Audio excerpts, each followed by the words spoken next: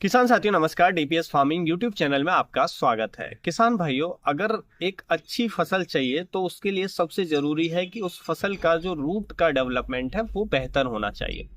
क्योंकि अगर किसी भी फसल का रूट डेवलपमेंट अच्छे से विकसित होगा, रूट हेल्दी होंगी, रूट्स के अंदर जो रूट हेयर्स होती हैं उनका निर्माण अच्छे से होगा, हेल्दी होगा, तो हमारा पौधा उतना ही स्ट्रांग होगा, मजबूत होगा।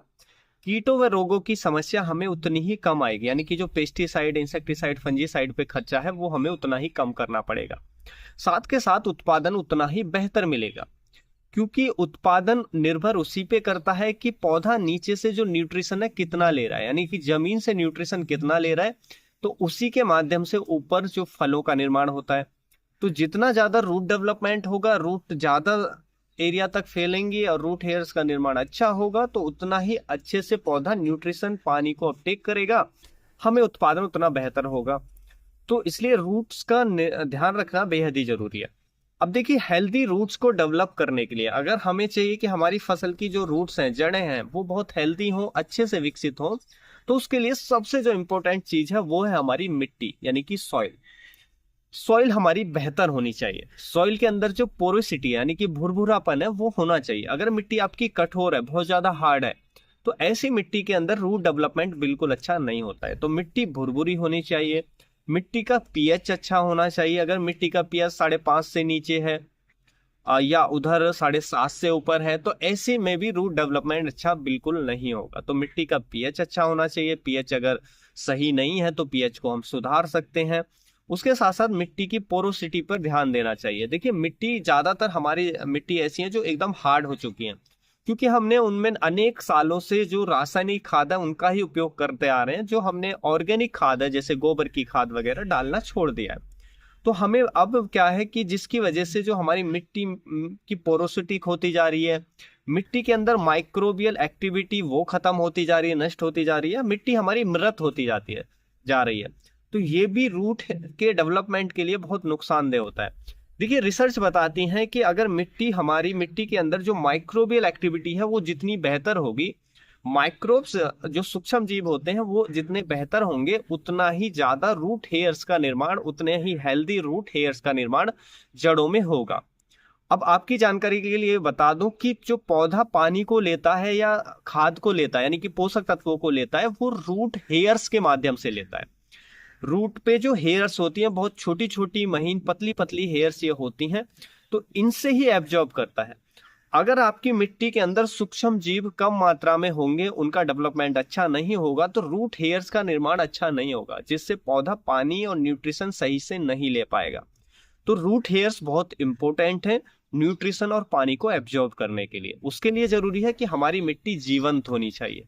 तो मिट्टी अगर हमारी जीवंत नहीं है तो उसमें हमें जरूर जो मिट्टी की माइक्रोवेल एक्टिविटी को बढ़ाने के लिए हमें जो गोबर की खाद है वह या मैन्योर है, उनका उपयोग खेतों के अंदर जरूर करना चाहिए। 8 से 10 टन पर एकड़ के हिसाब से जरूर हमें खेत में डाल देनी चाहिए किसी भी फसल की बुवाई से पहले। तो इससे हमें अच्छे रिजल्ट देखने को मिलते हैं। वो मिट्टी की पोरोसिटी को भी बढ़ाएगा, मिट्टी में भुरभुरापन करेगा, मिट्टी में माइक्रोबियल एक्टिविटी को बढ़ाएगा, जिससे मिट्टी की पोरोसिटी यानी कि मिट्टी भुरभुरी होगी तो उसके अंदर रूट का डेवलपमेंट बेहतर होगा। और साथ के साथ माइक्रोबियल एक्टिविटी बेहतर होगी। माइक्रोबियल एक्टिविटी बेहतर होगी तो रूट्स में रूट हेयर्स का निर्माण अच्छे से होगा। अब रूट हेयर्स अच्छे से डेवलप होंगी तो पानी को, न्यूट्रिशन को पौधा अच्छे से डेवलप ले पाएगा, जिससे पौधा हमारा हेल्दी और उत्पादन हमें बेहतर देखने को मिलेगा। तो बहुत इंपॉर्टेंट है, ये हमें हमेशा ध्यान रखना चाहिए। उसके साथ साथ देखिए, मिट्टी जैसे हमारी हार्ड होती जा रही है, तो मिट्टी की पोरोसिटी को बढ़ाने के लिए हम मिट्टी के अंदर जिप्सम का भी उपयोग कर सकते हैं। जिप्सम जो खाद आता है वो मिट्टी की पोरोसिटी को बढ़ाने में हेल्प करता है। देखिए, मिट्टी अगर आपकी पीएच ज्यादा है तो उसी के अनुसार हमें उपयोग करना है।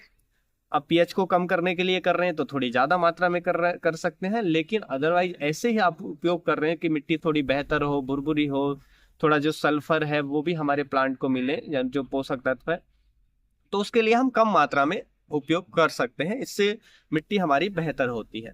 तो मिट्टी को की पोरोसिटी को बढ़ाना, मिट्टी के पीएच को बैलेंस रखना और मिट्टी में ऑर्गेनिक मैटर यानी कि मिट्टी को जीवंत बनाए रखना बहुत जरूरी है, अगर हमें हेल्थी रूट डेवलपमेंट फसल के अंदर चाहिए।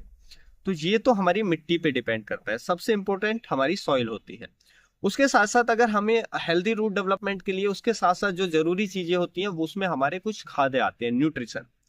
न्यूट्रिशन में सबसे जरूरी शुरुआती अवस्था में फास्फोरस बहुत जरूरी होता है पौधे को रूट डेवलपमेंट के लिए, तो फास्फोरस होना चाहिए। और देखिए फास्फोरस के साथ साथ बेहतर रूट डेवलपमेंट के लिए पौधे को प्रॉपर मात्रा में यानी कि उचित मात्रा में जिंक भी मिलना चाहिए, बोरोन मिलना चाहिए और कैल्शियम भी मिलना चाहिए। जिंक, बोरोन और कैल्शियम ये भी रूट डेवलपमेंट के लिए बेहद ही जरूरी होते हैं। तो फास्फोरस के साथ साथ जिंक आप नोट कर सकते हैं, बोरोन और कैल्शियम, इनकी कमी भी प्लांट के अंदर नहीं होनी चाहिए। प्लांट को प्रॉपर हमारे को पौधे को ये मिलने चाहिए जिससे रूट डेवलपमेंट फिर हमारा बेहतर होता है और रूट अच्छे से विकसित होती है ये न्यूट्रिशन मिलने से। तो कौन कौन सा न्यूट्रिशन बहुत इंपॉर्टेंट है? फास्फोरस इंपॉर्टेंट है, साथ में कैल्शियम, बोरोन और साथ के साथ जिंक भी बेहद ही इंपॉर्टेंट है, तो उनका मैनेजमेंट आपको अच्छे से करना चाहिए। उसके साथ साथ देखिए हमारा जो नाइट्रोजन का मैनेजमेंट है वो अच्छा होना चाहिए। अगर आप जरूरत से ज्यादा फसल के अंदर यूरिया डाल रहे हैं, यूरिया का जरूरत से ज्यादा उपयोग कर रहे हैं, तो ऐसी अवस्था में भी रूट डेवलपमेंट अच्छा नहीं होगा। अगर यूरिया ज्यादा उपयोग करेंगे तो फसल की वेजिटेटिव ग्रोथ ज्यादा हो जाएगी, जिसका सीधा असर रूट डेवलपमेंट पे पड़ेगा, रूट उतनी बेहतर डेवलप नहीं हो पाएंगी। तो यूरिया का उपयोग करें, बैलेंस मात्रा में करें।